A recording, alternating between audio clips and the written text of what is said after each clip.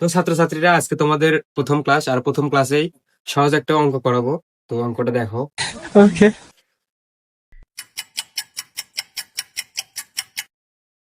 এখানে হচ্ছে 13 - 5। 13 হচ্ছে বড় সংখ্যা, 5 হচ্ছে ছোট সংখ্যা।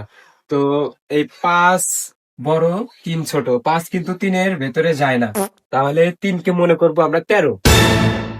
এই যে 13, তাহলে 13 থেকে 5 বাদ দিব। আবার দেখো, এই যে 5-এর থেকে কিন্তু 3টা ছোট, তাহলে কি করবো, ওই 3কে 13 মনে করবো।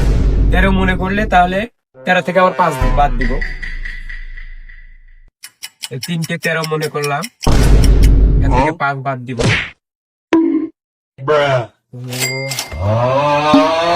দেখো, আবার দেখো, 5-এর থেকে 3টা ছোট, তাহলে 3কে আবার 13 মনে করবো। 13 মনে করে সেখান থেকে 5 বাদ দিব। এই যে 13, 5,